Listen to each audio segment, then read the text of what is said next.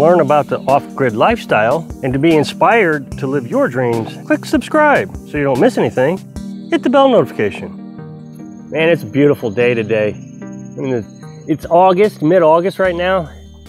The sun is kind of going south. I don't know, there's just something really beautiful about it. Temperature has been magnificent the last few days. It's not getting any hotter than, I say, I don't know, 85 degrees, which is a big difference between what we were getting back in July. Last night, I think it got down to 59 degrees. Oh, this morning I woke up, I had to put on a sweatshirt. I was a little chilly. This is the life. This is perfection. This is paradise. Come out, watch the squirrels. Right now, the walnuts are dropping. They're not supposed to drop until September, but the squirrels like to get an early start, I guess. And they're out here and rustling through the trees and birds chirping, crickets, and oh. I just don't know how to explain how wonderful this life is. I try my best, but I don't have the words to explain it. There has been a real debate on YouTube the last few weeks about off-grid channels, prepper channels, and are they really good for viewers? There's a question as to, are we fear-mongering? Are we causing fear?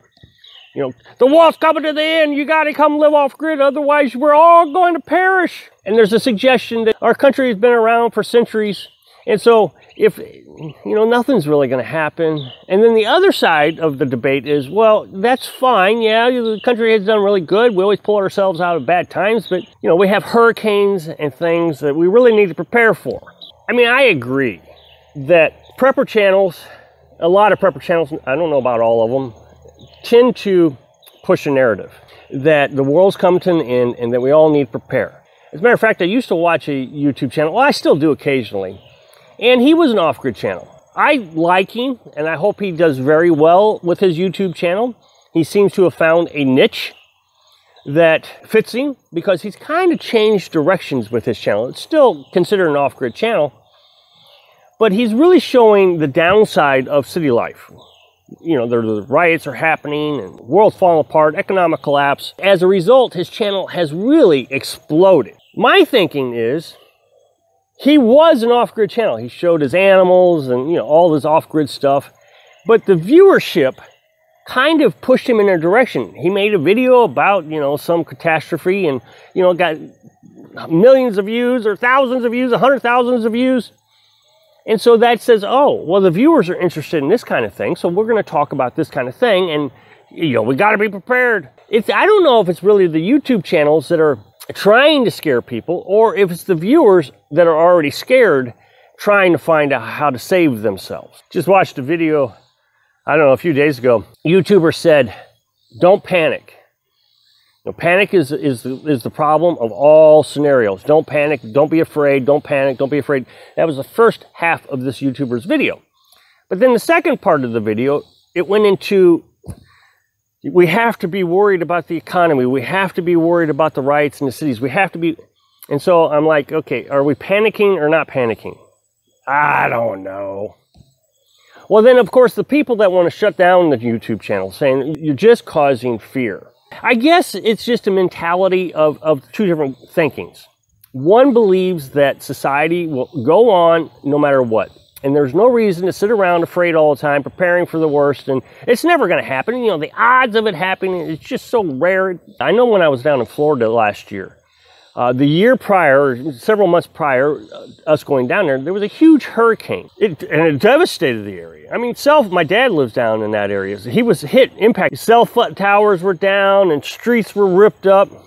But by the time I got down there to see things, I mean, you could see little bits of evidence that there was a hurricane. I mean, down trees and different things.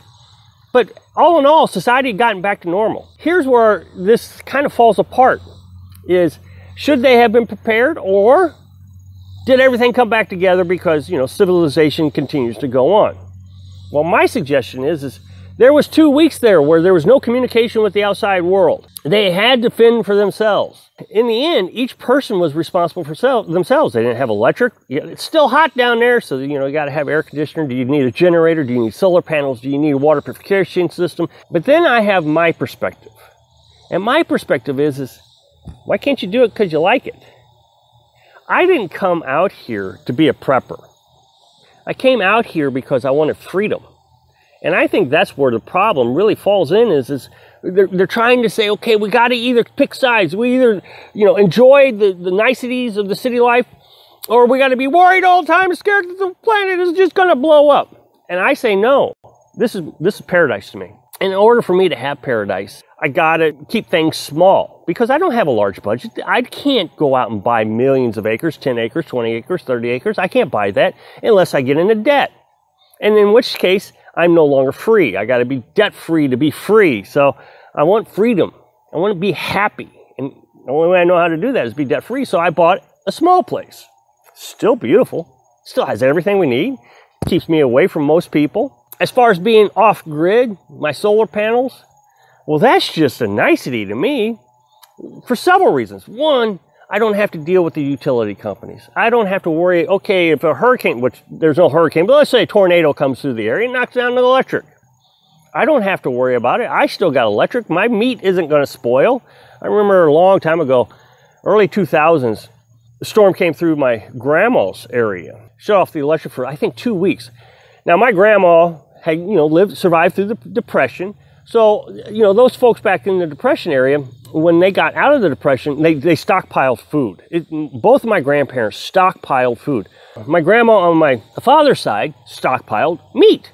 She would butcher a cow 2 or 3 times a year, store up the meat in freezers. She had like 3 or 4 freezers just full of meat. Well, of course, when the electric went out, all that meat spoiled. She was prepared for another financial depression, but what she wasn't prepared for was the storm that was going to take it out. So for me, I don't have to worry about that. We have 30 days worth of food in our freezer most all times. If the electric goes out, my refrigerator keeps running.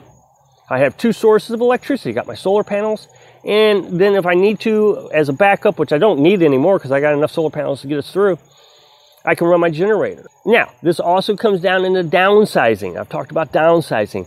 You got to downsize in order to be able to do what I'm doing. I mean, you can't run a 1,000 square foot house and have all your TV and all your appliances and all that and be on solar panels. No, you got to pick and choose. But having less makes me happy. I don't have to worry about the freezer not running. Same thing with water.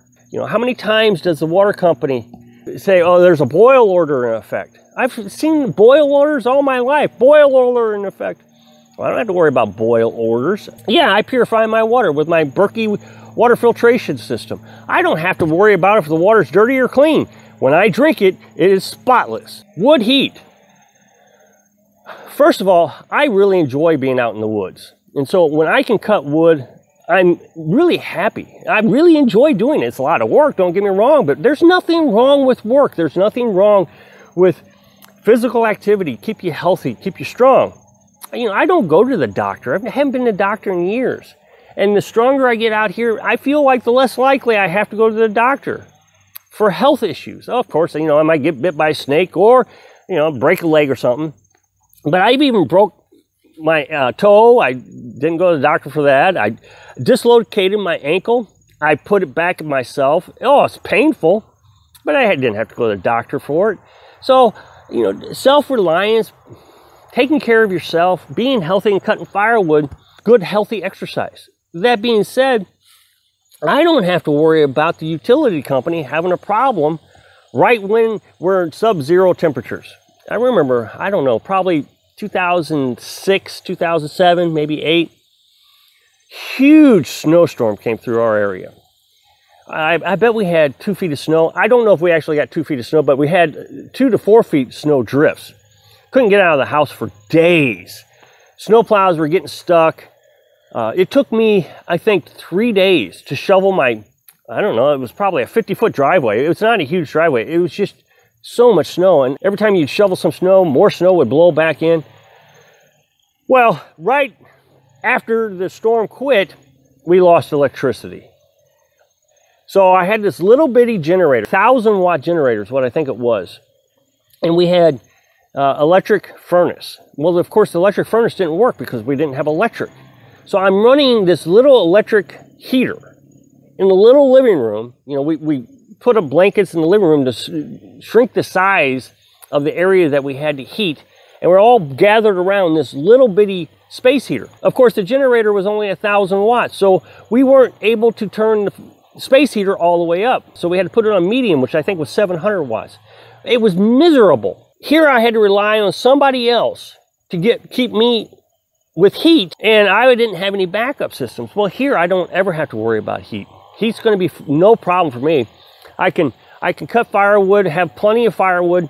Now, am I being a prepper, or am I just enjoying myself? Well, I don't see myself as a prepper. I see myself as just being free from all the restrictions of all of the problems in society. I can take care of myself, and that makes me happy for some reason. I don't see living off-grid as living in fear. As a matter of fact, living off-grid has decreased all my fears. Hope I can reduce your fears in life. Thanks for watching.